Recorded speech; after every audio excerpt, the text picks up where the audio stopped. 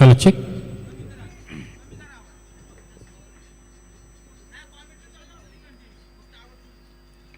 यावेळेचा चेंडू मात्र आपल्या ऑन साईडच्या क्षेत्रामध्ये भिरकून दिला. चेंडू खाली क्षेत्ररक्षक येतो. चेंडूची उचल होईल, पुन्हा फेक होईल. तोपर्यंत 2 धावा अतिशय लिहिल्यापुणे पूर्ण केल्या.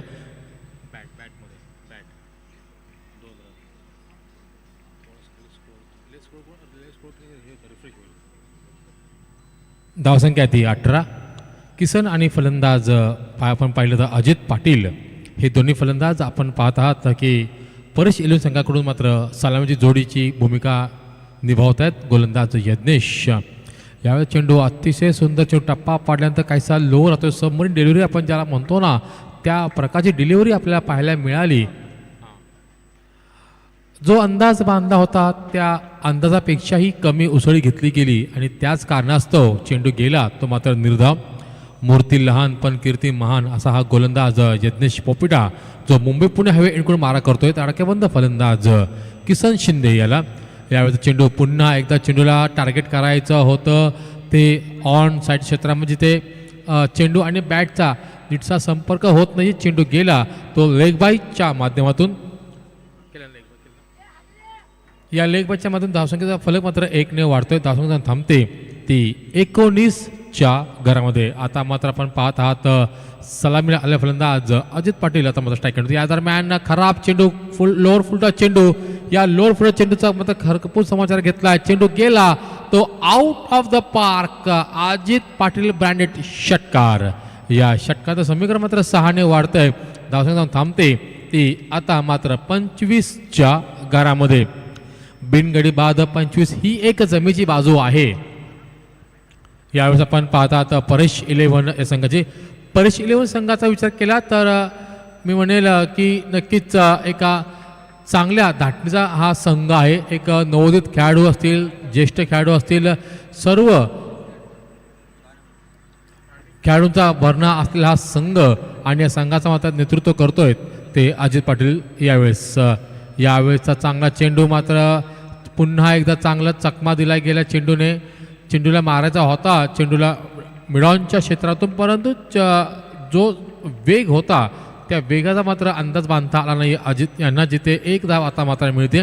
या एका धावच्या 12 समीकरण मात्र 1ने वाढते.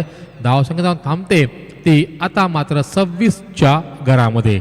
बिनगडीबाज 26 ही एक जमेची बाजू असेल ती परेश इलेव्हन संघाची.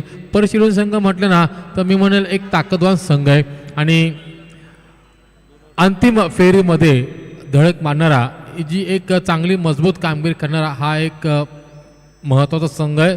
आपण त्याला नेहमी आशा आणि अपेक्षा आपण करत आहोत की लवकरात लवकरच रबर बॉल स्पर्धेतील देखील एक ट्रॉफी ती उंचवावी ही परेश इलेव्हन या संघाने. परंतु तेवढं आव्हान एवढं सोपं नाही आहे, कारण समोर आहे तो DG पोपिटा इलेव्हन स्पोर्ट क्लब हा संघ. या संघामध्ये आपण विचार केला तर विराट पोपिटा असेल, त्यानंतर प्रणय पोपिटा असेल, अनिकेत भगत असतील आणि यज्ञेश असेल,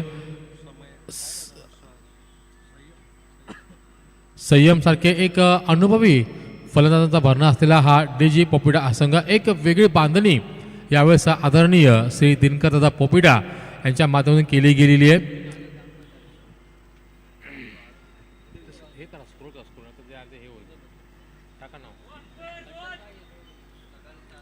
गोलंदाज आपण पाहत आहात यावेळेस वैयक्तिक पहिलं सांघिक 3रं षटक घेऊन आलाय गोलंदाज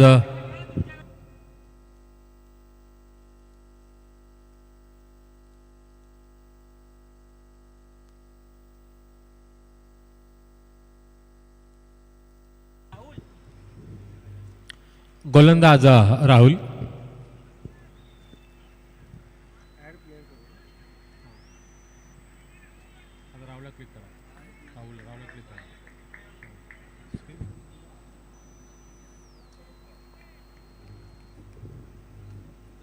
चला आपण सूचना ताकीद करायची की बराच वेळ इथे घेतला जातोय. आपल्याला आजच एका दिवसामध्ये जवळपास 15 सामने कव्हर करायचे. यावेळेचा हलकासा ओव्हरपिच चेंडू होता. या ओव्हरपिच चेंडूवरती आता मात्र आपल्या कलात्मक फटक्याने चेंडूला मात्र भिरकावून लावलं. ते शॉर्ट एक्स्ट्रा कव्हर आणि कव्हरच्या दिशेतून जिथे चेंडूची उचल होईल पुन्हा फेक होईल तोपर्यंत 2 धावा धावून पूर्ण करतोय तो फलंदाज अजित पाटील आणि फलंदाज किसन शिंदे. किसन शिंदेचा विचार केला तर एक आक्रमक पवित्रा असलेला हा फलंदाज, तर अजित पाटील यांचा विचार केला तर एक विलोभनीय नेत्रदीपक आणि कलात्मक फटके मारण्यासाठी ओळखला जाणारा फलंदाज म्हणजे अजित पाटील. यावेळेस ऑन द नी आले, चेंडूला मात्र भिरकावून लावले शॉर्ट एक्स्ट्रा कव्हरच्या through the short extra cover जिथे क्षेत्ररक्षक चेंडू खाली येतोय. मला असं वाटतं की DG पोपिटा 11 संघातील सर्वात कमी वयाचा, सर्वात लहान वयाचा तो क्षेत्ररक्षक असेल नक्कीच यज्ञेश. मला वाटलं होतं की आत्तापर्यंत फक्त यज्ञेश असेल सर्वात कमी वयाचा, परंतु आपण पाहतात की शॉर्ट एक्स्ट्रा कव्हरच्या सीमेच्या नजदीक उभा असलेला क्षेत्ररक्षक देखील सर्वात कमी वयाचा आहे. यावेळेस 2 धावा, या 2 धावांचं भारत समीकरण 2 ने वाढतंय. तर विचार केला तर धावसंख्या जाऊन थांबते ती 30च्या घरामध्ये. बिनगडीबाद 30. अजितचा विचार केला तर अजित खेळतोय नाबाद 8 चेंडू सामना करत 8 या धावसंख्येवरती. किसन शिंदे अद्याप देखील शांत आहे. यावेळेस पुन्हा एकदा जोरकस माझा फटका होता, ब्लाइंड स्ट्रोक आपण ज्याला म्हणतो ना, तो स्ट्रोक यावेळेस मात्र पाहायला मिळाला.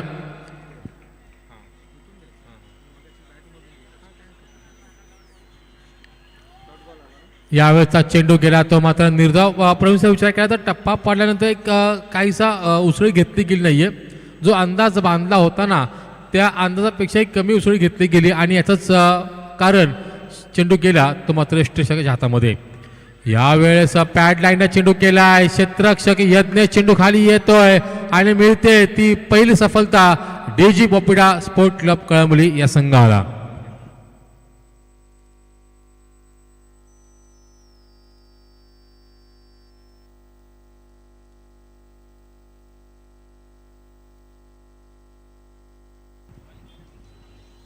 या धावसंख्येवरती लागतोय तो पहिला झटका तो परेश 11 या संघाला. नवीन फलंदाज आपण पाहत आहात परेश 11 या संघाकडून रोशन पोपिटा. म्हणजे बघा एक चांगलं पॅटर्न पाहायला मिळेल. एक मोठा भाऊ आपल्या लहान भावाच्या विरुद्ध खेळणार आहे. कारण DG पोपिटा संघ म्हटलं ना तर जवळपास कळंबळी गावातील प्रतिष्ठित मान्यवर आदरणीय श्री दिनकर दादा पोपिटा यांच्या नेतृत्वाखाली बांधला गेलेला हा DG पोपिटा 11 हा संघ आहे. आणि त्यांच्याच जर आपण म्हणू भाऊकीमधला एक खेळाडू म्हणजेच रोशन पोपिटा. टेनिस क्रिकेट ज्यावेळेस आपण खेळतो याच छत्रपती शिवाजी महाराज क्रीडांगणावरती त्यावेळेस रोशन हा मात्र पाठीचा कणा असतो तो DG पोपिटा या संघाचा. परंतु पावसाळी रबर बॉलच्या फॉर्मॅटमध्ये याच्या विपरीत आपण पाहत आहात. रोशन पोपिटा आता मात्र आपल्या घरच्या संघाविरुद्ध खेळणार आहे. बघूया या घरच्या संघाविरुद्ध खेळत असताना तो मानसिक दडपणाखाली खेळतोय की मानसिक दडपण जुगारून मात्र जी आपली शैली आहे ज्याच्यासाठी आपण ओळखलं जातो आपल्या विस्फोटक खेळीसाठी तो खेळ करतो का. गोलंदाज आपण पाहतात राहुलचा विचार केला तर 4 चेंडू फेकलेत, 4 चेंडूमध्ये 4 धावा खर्च केल्यात. यावेळेस नो चेंडू मात्र करार केला गेलाय. स्क्वेअर लेग पंच जियाउल हक जावला यांच्या माध्यमातून. आपण जर पाहिलं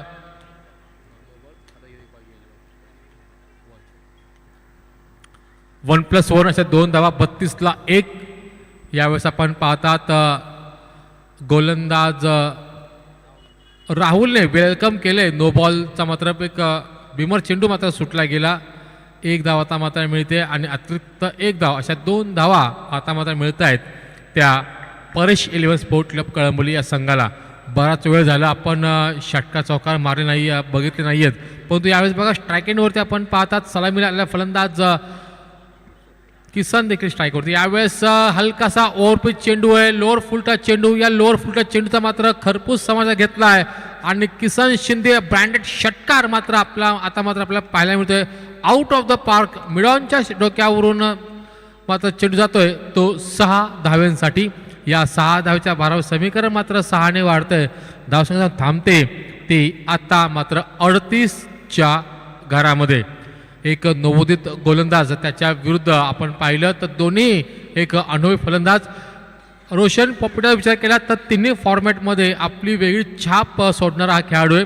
लेदर क्रिकेट असून देत, टेनिस बॉल क्रिकेट असून देत, त्यानंतर आता आपण पाहतात रबर बॉल म्हणजे रबर असेल, टेनिस, लेदर क्रिकेटमध्ये एक आपल्या यशाच्या एक चांगल्या शिखरावरती आपल्याला पाहायला मिळतोय तो फलंदाज रोशन पोपिटा. यावेळेस आता मात्र आपल्या बॉडी बॅलन्स मात्र झुकला गेला आहे.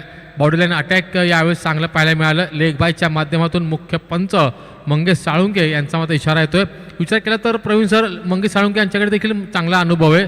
ते देखील वाशी क्लबच्या एंडकडून लेदर क्रिकेट खेळतात, टेनिस क्रिकेट खेळतात आणि यावेळेस आपण पाहिलं तर कळंबोलीमध्येच या छत्रपती शिवाजी महाराज क्रीडांगणावरती देखील तिन्ही फॉर्मॅटमध्ये आपण त्यांना पाहिलेलं आहे. तर आपण पाहत आहात की षटक क्रमांक 3 म्हणजे जवळपास 18 चेंडूंचा खेळ संपलेला आहे आणि या 18 चेंडूंमध्ये जवळपास 1 गडी गमावत परेश 11 या संघाने 39 धावा करत आतापर्यंत मजल मारलेली आहे. शेवटची अंतिम षटक आपण पाहणार आहोत कोण हाताळतंय.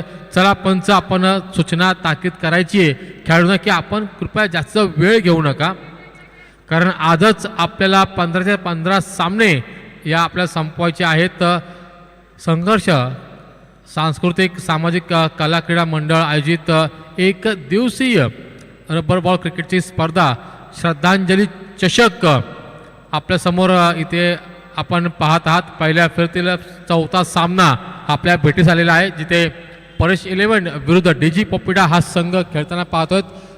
टॉस जिंकला तो डीजी पोपिटा या संघाने आणि एकही क्षण न गमावता प्रथमतः पाचारण केलं ते फलंदाजीसाठी परेश 11 या संघाला.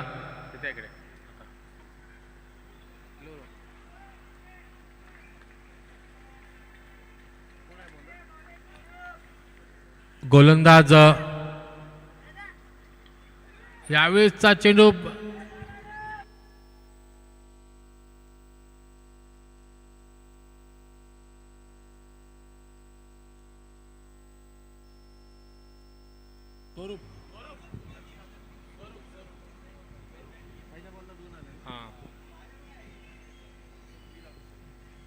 दोन धावा मात्र पहिल्या चेंडूवरती आल्या गेल्यात. गोलंदाज स्वरूपाचं मात्र एक चांगलं कौतुक करावं लागेल, कारण बघा प्रवीण सर या सामन्याला कलाटणी देणं षटक तो हाताळतोय, म्हणजे अवघं शेवटचं अंतिम षटक. कारण आपण विचार केला तर यापूर्वी जो सामना झाला होता करिश्मा विरुद्ध SA करिश्मा विरुद्ध संघर्ष, जिथे अंतिम षटक हाताळलं होतं वैभव आणि जिथे कलाटणी देणार ते षटक होतं आणि त्याच प्रकारचं एक कलाटणी देणार षटक आता मात्र स्वरूप हाताळतोय. विचार करता चेंडू गेला तो मात्र निर्धाव. चेंडू क्रमांक 1 फेकला गेला, जिथे चेंडू गेला तो फाईन लेग आणि थर्ड मॅच दिशेने, जिथे 2 धावा आता मात्र एकवटल्या त्या किसन शिंदेने. त्यानंतर चेंडू गेला तो मात्र निर्धाव. आता चेंडू क्रमांक 3 पुढचा बॉल कशा प्रकारे असेल. यावेळेचा चेंडू आखोट टप्प्याचा चेंडू होता. वेग पाहिला तर वेग नव्हता, फक्त अचूक टप्प्यावरती मारा केला होता, परंतु या अचूक टप्प्याला मात्र पुरेपूर हेरलं आणि आपल्या बॅटचा फेस ओपन केला गेला आणि चेंडूला भिरकावून लावलं. ते मिडॉनच्या डोक्यावरून सलग 6 धावांकरिता किसन ब्रँडेड षटकार यावेळेस पाहायला मिळतोय. षटकार क्रमांक 2 यावेळेस किसनचा विचार केला तर 11 चेंडूमध्ये खेळतोय नाबाद 2 षटकार साह्याने 20 या धावसंख्येत. पुन्हा एकदा खराब चेंडू, पुन्हा एकदा आपटला गेला चेंडू होता. या चेंडूवरचा मात्र मिळत आहेत त्या 4 धावा. थर्डमॅनच्या दिशेने आता मात्र चेंडूला मात्र वळवलंय. विचार केला स्वरूपचा तर स्वरूप चेंडूवरती वेग भरत नाहीये, परंतु त्याला ती दिशा लाईन लेंथवरती मात्र त्याला मारा करता येत नाहीये. आणि याच बरोबर परेश 11 संघाचा या चौकारानिशी सांघिक अर्धशतक मात्र पार पडतंय. 51 धावसंख्या पर्यंत पोहोचतोय, मजल मारतोय तो परेश 11 स्पोर्ट क्लब कळंबोली हा संघ डीजी पोपिटा या संघाविरुद्ध. पहिल्या फेरीतील 4था सामना आपल्या भेटीस आलेला आहे. नक्कीच पावसाळी एकदिवसीय क्रिकेटची स्पर्धा आहे आणि नक्की मी म्हणेल की यावेळेस रोशन पोपिटा आणि किसन शिंदे यावेळेस चांगली मात्र भागीदारी करतायत. एक मोठी भागीदारी होणं प्रवीण मोठी गरजेची होती आणि त्याच प्रकारची भागीदारी इथे आता मात्र पाहायला मिळते. पार्टनरशिपचा विचार केला तर 7 चेंडूमध्ये 19 धावांची पार्टनरशिप यावेळी झाली आहे. ती दुसऱ्या विकेटसाठी किसन शिंदे आणि रोशन पोपिडा यांच्या माध्यमामध्ये. प्रवीण सर, असं म्हणतात ना की क्रिकेटमध्ये धावा येत असतात आणि या धावा येत असताना मात्र तुमची पार्टनरशिप मात्र जेवढी जास्त वेळ खेळपट्टीवरती राहील ना तितका वेळ तुमचं मात्र तिथे पकड निर्माण होते तिथे सामन्यावरती. आणि काहीसं असं चित्र आता मात्र आपल्याला पाहायला मिळतं आहे किसन शिंदे आणि रोशन पोपिडा यांच्या माध्यमातून. एक चांगली भागीदारी. किसनचा विचार केला तर किसन शिंदे चांगल्या चेंडूवर सन्मान देतोय आणि खराब चेंडूवरती मात्र प्रहार करतोय. यावेळेस पुन्हा एकदा मोठा जोरकस फटका मारचा प्रयत्न होता. बॅटची आतली काढा घेऊन माफ करा पंचांचा इशारा येतोय लेग बाईचा, जिथे एक धाव आता मात्र मिळते. अवांतरित एक धाव आता मात्र मिळते. धावसंख्येचा फलक मात्र 1ने वाढतोय. धावसंख्या जाऊन थांबते ती 1 गडी बाद 52च्या घरामध्ये. अंतिम शेवटचा चेंडू यावेळेस आपण पाहायला मिळतोय. तर समोर आहे तो फलंदाज रोशन पोपिडा. रोशन पोपिडाचा हा चेंडू लोअर फुल चेंडू होता. यावेळेस काय होईल आणि काय नाही रोशनने नकार दिला होता, परंतु दोन्ही गाड्या एकाच प्लॅटफॉर्मवरती आपल्याला पाहायला मिळाल्या होत्या. धोका पत्करला होता किसन शिंदेने. 1 धाव आता मात्र मिळते. 1+1 अशा 2 धावा आता मात्र मिळत आहेत. बघा आपण जर विचार केला तर थोडंसं जर समय सूचकता जर दाखवली असती तर मी म्हणेल की एखाद्या वेळेस रोशन पोपिडाला घरचा रस्ता पकडावा लागला असता, परंतु दैव बलवत्तर होतं. फलंदाज रोशन पोपिड्याचं थेट फेकी केली गेली नाही, त्यामुळेच ही काय अतिरिक्त 1 धाव आता मात्र मिळतो. या एका धाव समीकरण मात्र 1ने वाढते. धावसंख्या जाऊन थांबते ती 1 गडी बाद 54च्या घरामध्ये. पुढचा बॉल यावेळेस पुन्हा एकदा रडारमध्ये चेंडू येतोय किसन शिंदेचा. आणि किसन शिंदे म्हटलं, किसन शिंदे अशा चेंडूवरती मात्र कोणती गयावया दाखवत नाही. हॅमर केले चेंडूला, चेंडू जातोय तो out of the park. Branded Kisan शिंदेचा हा षटकार क्रमांक 4 मारतोय, त्याच्या बॅटमधून येतोय. आणि याच बरोबर 60 धावा करून 61 धावांचं आव्हान उभं केलंय ते परेश 11 या संघाने डीजी पोपिडा स्पोर्ट क्लब कळंबोली या संघासमोर.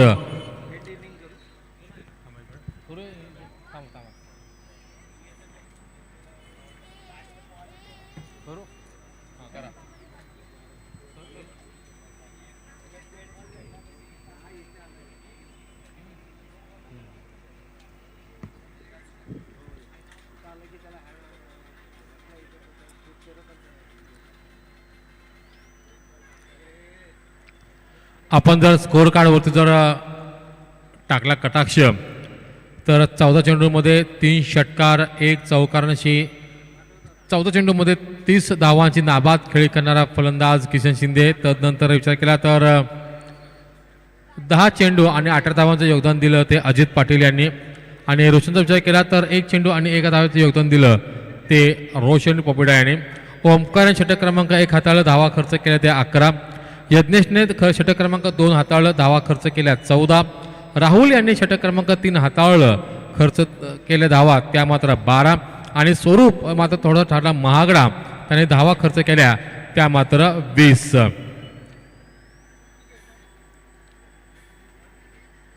साठ धावा करून 61 धावांचा पाठलाग करायचा आहे तो डीजी पोपिडा स्पोर्ट क्लब कळंबोली या संघाला. हा तिसरा असा सामना आहे जिथे आपण पाहतात की 60+ धावा झाल्यात आणि त्या 60+ धावांचा पाठलाग मात्र दुसऱ्या सत्रामध्ये या येणाऱ्या संघाला करायचा आहे. यावेळेचा विचार केला तर या अगोदर सामना झाला होता करिश्मा SK करिश्मा आणि संघर्षमध्ये, जिथे SK करिश्मा संघाने यशस्वीरित्या त्या 60 धावांचा पाठलाग केला आणि नितेश 11 संघाने देखील जय मल्हार फोर फिटनेस या संघाविरुद्ध देखील यशस्वीपणे पाठलाग केला तो 60+ या धावांचा.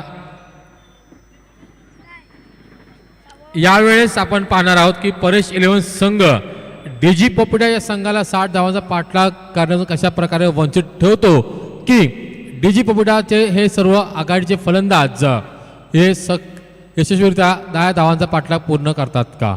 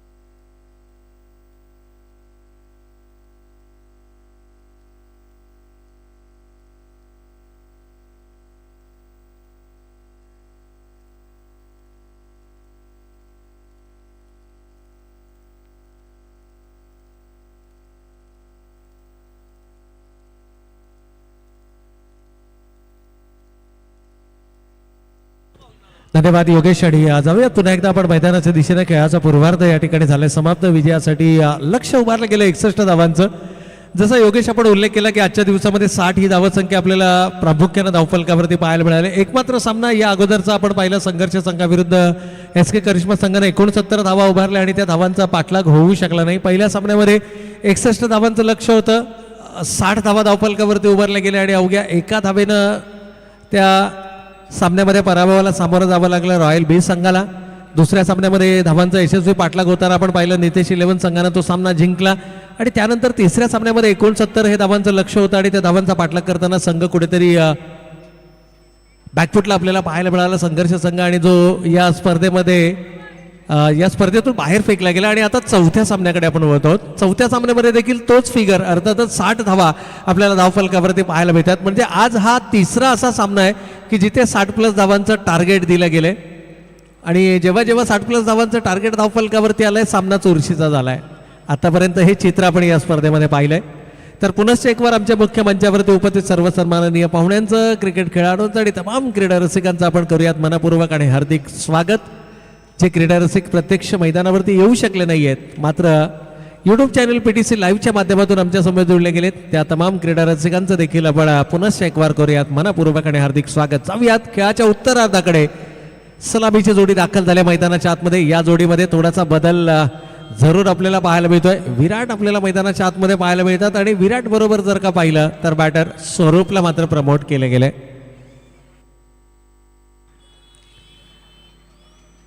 परेश 11 विरुद्ध DG पोपेटा हे बॅटल आपल्याला निश्चितच मैदानाच्या आतमध्ये पाहायला मिळतंय. चला यानंतरची होणारी लढत असेल स्वराज्य आणि आर्यन्स. दोनही टीमच्या कॅप्टन्सला विनंती आहे की आपण टॉससाठी संपर्क करायचा आहे. स्वराज्य 11 संघनायक आणि त्याचबरोबर आर्यन्स.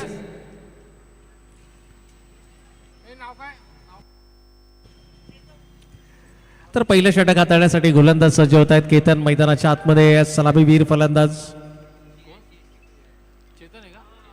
चेतन आपल्याला मैदानाच्या आतमध्ये पाहायला मिळत आहेत. पहिला चेंडू bang on target, swing and miss अशा प्रकारचं चित्र पाहायला मिळालंय. खरं तर विराट आपल्या नावारूपाला साजेसा खेळ आत्तापर्यंत या पावसाळी रबर बॉल क्रिकेट स्पर्धेमध्ये करू शकला नाहीये. एका वेगळ्या धाटणीचा खेळाडू आहे. मी सुरुवातीलाही म्हटलं, या स्पर्धेच्या अगदी सुरुवातीला म्हटलं की हे फॉर्मॅट युवा खेळाडूंचा फॉर्मॅट आहे. त्यामुळे युवा खेळाडूंची सर्वाधिक चर्चा या फॉर्मॅटमध्ये आपल्याला पाहायला मिळते. आणखीन एक चांगला चेंडू आहे. यावेळेला मात्र पंचांचा बोट आकाशाकडे. विराटला परतावं लागेल.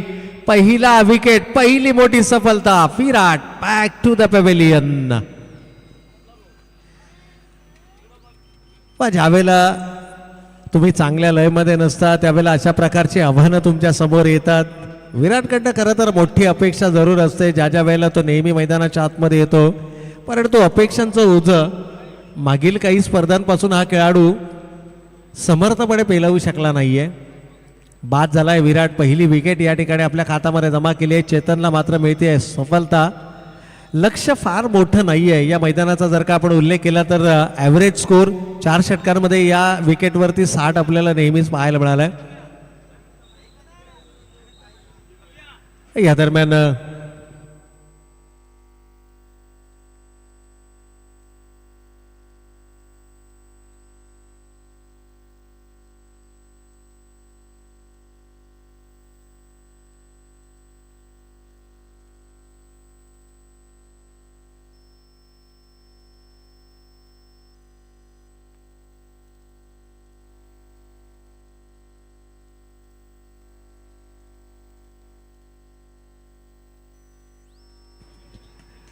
तर पहिला विकेट या ठिकाणी गमावला गेला आहे. नवीन बॅटर प्रणय आपल्याला मैदानाच्या आतमध्ये पाहायला मिळत आहेत.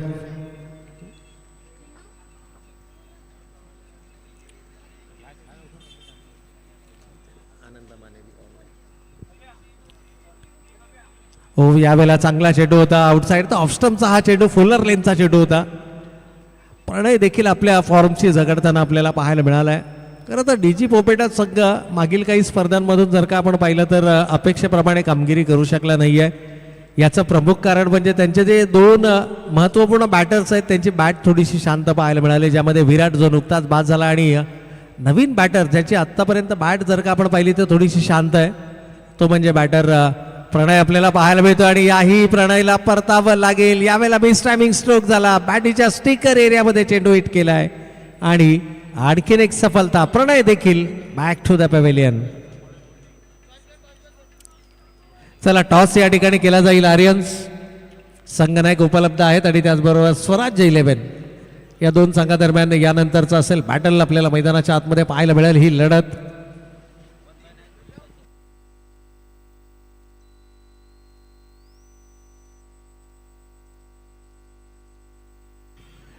तर लगातार 2 विकेट्स या ठिकाणी गमावल्या गेल्या. संघ थोडासा अडचणीमध्ये आहे, परंतु नवीन बॅटर युवा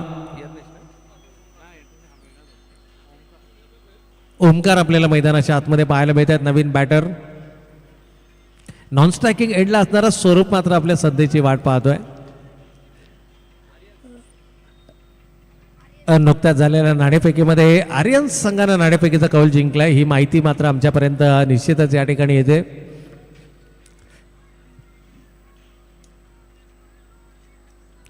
एकेरी दुहेरी धावेनं हे विजयाचं लक्ष तुम्हाला गाठता येणार नाहीये. पहिल्या षटकाचा खेळ सुरू आहे. थोडंसं शांत वातावरण आपल्याला मैदानाच्या आतमध्ये पाहायला मिळतंय. डीजेचा आवाजही थोडासा मर्यादित केला गेलाय.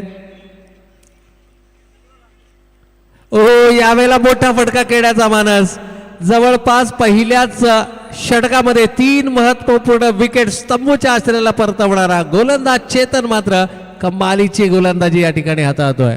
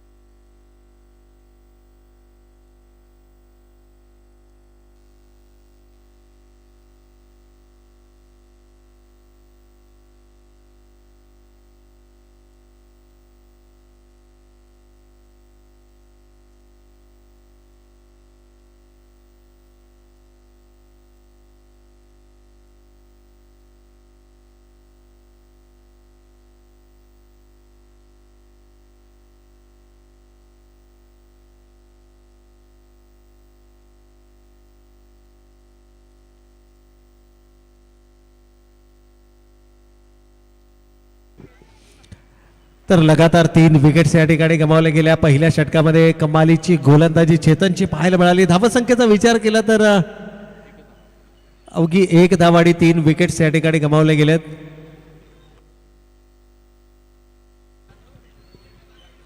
आणि या निश्चितच थोड्याच वेळात आपल्याला या मुख्य मंचावरती या स्पर्धेच्या ज्या आकर्षक ट्रॉफीज आहेत त्या ट्रॉफीज आपल्याला पाहायला मिळेल. आणि ज्या ट्रॉफीज या स्पर्धेच्या माध्यमातून आम्हाला पुरस्कृत केल्या गेल्यात सन्माननीय कुमारजी जाधव साहेब आणि राजेशजी मोहिते साहेब यांच्या माध्यमातून या ट्रॉफीज पुरस्कृत करण्यात आलेल्या आहेत. यावेळेला मात्र शॉर्ट ऑफ लेनचा चेंडू होता. ओमकारनं हात खुले काढायची संधी आणि त्या संधीचं सोनं करत असताना फिरकावून दिलाय अजित पाटील.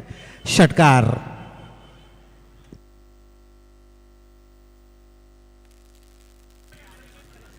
तर मी सन्माननीय मिलिंदजी बाबरेकर आणि संतोषजी खरात या दोनही मान्यवरांना विनंती करेल की आपणही आमच्या मुख्य मंचावरती येऊन स्थानापन्न व्हायचं आहे. पण पहिल्या षटकामध्ये जे काही घडलं ते विसरून जावं लागेल. डीजी पोपेटा संघाचा जर का आपण विचार केला तर धावांचा पाठलाग करायचा 61.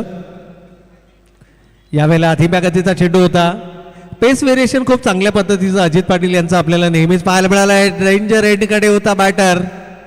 दुसरी धाव घेण्याचा धाडसी निर्णय या ठिकाणी घेतला गेला आणि ही दुसरी धाव देखील लिलया पूर्ण करत असताना या 2 धावांच्या बरोबरीनं संघ पुढे सरकत असताना धावफलकावरती पहिल्या षटकामध्ये 1 गडी बाद 3 गडी बाद 1 ही धावसंख्या आपण धावफलकावर पाहिली. आणि आत्ता जर का पाहिलं तर हळूहळू धावसंख्येला आकार देण्याचा प्रयत्न करत असताना दोनही युवा खेळाडू खरं तर विराट, प्रणय आणि स्वरूप सारख्या महत्वाच्या विकेट्स गमावल्यानंतर यावेळेला लॉप केलाय चेंडूला. ओमकारच्या बॅट मधून येतोय तडाके बंद फटका सीमा रेषेच्या पलीकडे 6 धावांकरता षटकार आलाय. Much needed sixer. खरं तर हा जो दबाव आहे तो दबाव रिलीज करणारा षटकार असणार आहे. पहिल्या षटकामध्ये अवघी 1 धाव आली होती. पूर्णतः संघ अडचणीमध्ये होता. 3 आघाडीच्या विकेट्स लवकर गमावल्यानंतर जो थोडासा मानसिक दडपण होता त्या धडपडामधून स्वतःला सावरताना धावांचा जर का आपण विचार केला तर या षटकाराने संघ जाऊन पोहोचलाय. धावा धावफलकावरती आल्यात त्या 15 धावा, 15 रन्स ऑन द बोर्ड. अजूनही येणारे 14 चेंडू आणि 46 धावांची गरज आहे. 14 चेंडू म्हणजे या षटकातील 2 चेंडूंचा खेळ बाकी आहे. 2 चेंडूंवरती किमान एक मोठा फटका थोडासा प्रेशर रिलीज करू शकतो. क्रिकेट आहे, क्रिकेटमध्ये शेवटच्या षटकापर्यंत, शेवटच्या चेंडूपर्यंत आपण कोणत्याही प्रकारचं भाकीत करू शकत नाहीये. यावेळेला धीम्या गतीचा चेंडू होता, आडव्या बॅटनं प्रहार केलाय. तितकंच चांगलं क्षेत्ररक्षणही पाहायला मिळत आहे. कमालीचं क्षेत्ररक्षण आहे. केवळ एकेरी स्वरूपाची धाव या ठिकाणी मिळते. या एकेरी स्वरूपाच्या धावेनं संघ जाऊन पोहोचलाय. 16 रन्स ऑन द बोर्ड. 16 धावा धावफलकावरती आल्या आहेत. 61 धावांचं टार्गेट आहे. पहिल्या षटकामध्ये कोणत्याही प्रकारचा मोठा फटका नाही. या उलट 3 महत्वाच्या विकेट्स गमावल्या गेल्या. अवघी 1 धाव धावफलकावरती आली. आणखीन एक स्लोवर रन पद्धतीचा चेंडू आता मात्र रनआउटच्या स्वरूपामध्ये गमावली जाते. 4थी विकेट. जो बॅटर चांगल्या लय मध्ये फलंदाजी करत होता त्याला मात्र परतावा लागेल. 4था फलंदाज बाद होत असताना ढीजी पोपेटा संघाचा. ओमकार परतलाय. 4था विकेट या ठिकाणी गमावला